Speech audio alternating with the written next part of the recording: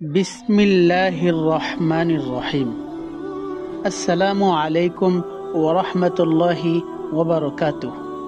প্রিয় ভাই ও বোনেরা, আজ আমরা কথা বলবো এমন একটি শহর নিয়ে যেটি পৃথিবীর বুকে শান্তির প্রতীক, ভালোবাসার কেন্দ্র, রহমতের ছায়াবৃত এক নগরী, একটি শহর যার বালুকণা পর্যন্ত শান্তির দোয়া করে, একটি শহর যার প্রতিটি রাস্তা মনে করিয়ে দেয় প্রিয় নবীজির পদচিহ্নের কথা। সে শহর হলো মাদিনা মুনাওয়ারা, রাসূলুল্লাহ সাল্লাল্লাহু আলাইহি ওয়াসাল্লাম এর পবিত্র নগরী।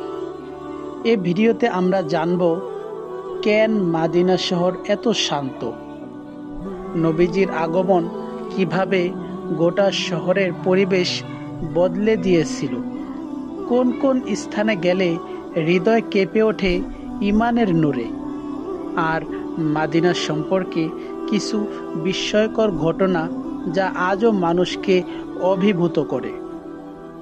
চলুন শুরু করি আজকের আত্মার শান্তির এই সফর। মাদিনা শহর পৃথিবীর অন্য সব শহর থেকে আলাদা। এর শান্তির প্রধান কারণ হলো এই শহরকে রাসূলুল্লাহ সাল্লাল্লাহু আলাইহি ওয়াসাল্লাম নিজ হাতে দোয়া করে শান্তির শহর বানিয়েছেন। নবীজি সাল্লাল্লাহু আলাইহি ওয়াসাল্লাম একদিন দোয়া করলেন, হে আল্লাহ, তুমি মক্কার মতোই মাদিনাকেও আমাদের জন্য প্রিয় করো, বরং আরো বেশি প্রিয় করো। এই দোয়ার পর থেকেই মাদিনা হয়ে ওঠে প্রেম, শান্তি, রহমত আর নূরে ভরা এক শহর। রাস্তাঘাটে কেমন শান্তি! মাদিনার রাস্তায় হাঁটলে মনে হয় যেন বাতাসও ধীরে ধীরে বইছে। মানুষের কণ্ঠস্বর কোমল, হৃদয়ে এক ধরনের নরম ভাব আসে যা অন্য কোথাও অনুভব করা যায় না। কারণ এখানে আল্লাহর বিশেষ রহমত নাজিল হয়। এ শহরে গুনাহ করার শক্তি কমে যায় আর ভালো কাজ করার তাগিদ বেড়ে যায়। যেদিন রাসূলুল্লাহ সাল্লাল্লাহু আলাইহি ওয়াসাল্লাম মদিনায় হিজরত করে পৌঁছালেন, সেদিনের দৃশ্য আজও মানব ইতিহাসের অন্যতম আবেগঘন মুহূর্ত। মানুষ ছাদে উঠেছে, রাস্তায় দাঁড়িয়ে আছে, শিশুরা আনন্দে গান গাইছে।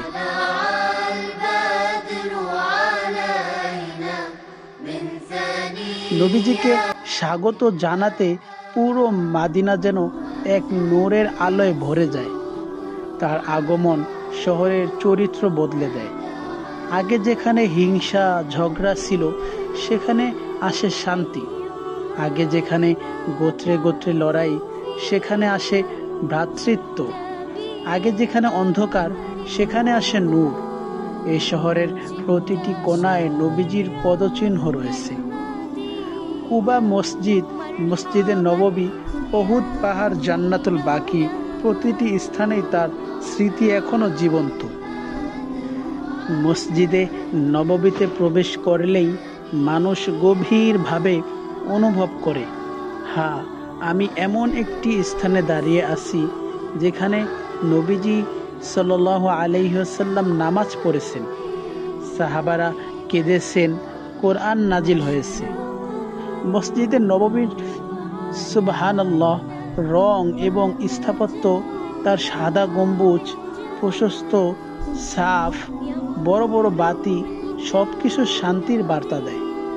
রওজা শরীফ, রওজার কাছে দাঁড়ালেই হৃদয় নরম হয়ে যায়।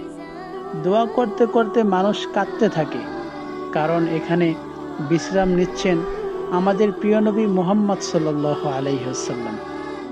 একটি হাদিসে আসে, আমাদের ঘর ও মিম্বরের মধ্যবর্তী স্থান জান্নাতের বাগান সমূহের একটি বাগান, যেখানে দাঁড়ানো এক সৌভাগ্য। মাদিনার দিক উত্তর দিকে আছে উহুদ পাহাড়। রাসূলুল্লাহ সাল্লাল্লাহু আলাইহি ওয়াসাল্লাম এই পাহাড়কে দেখে বলেছিলেন, উহুদ আমাদেরকে ভালোবাসে, আমরাও উহুদকে ভালোবাসি।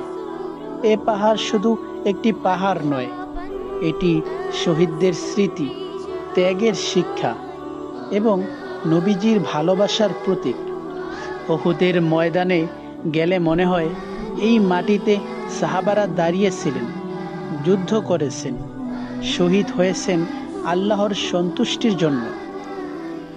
মসজিদে নববীর ঠিক পাশে জান্নাতুল বাকি, এখানে শুয়ে আছেন হাজারো সাহাবী, নবীজির স্ত্রীগণ, পরিবারবর্গ। এখানে হেঁটে গেলে মনে হয় এ যেন প্রকৃত শান্তির উপত্যকা।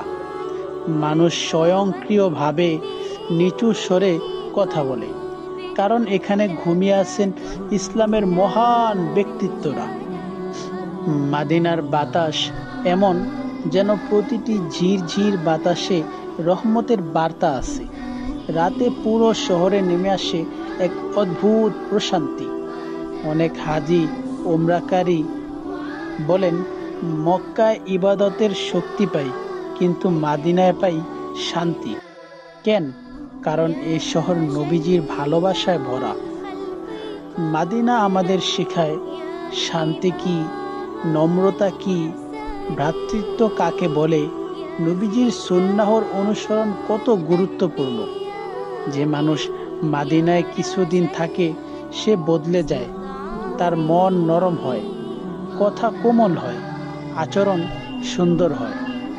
প্রিয় ভাই ও বোনেরা, মাদিনা মোনাওয়ারা শুধু একটি শহর নয়, এটি ঈমানের প্রাণ, হৃদয়ের শক্তি এবং নবীজি সাল্লাল্লাহু আলাইহি ওয়াসাল্লাম এর ভালোবাসার নূর ভরা এক ভূমি। আমরা সবাই যেন আল্লাহর কাছে দোয়া করি একদিন যেন এই পবিত্র শহরে হাজির হওয়ার সৌভাগ্য তিনি আমাদের দেন।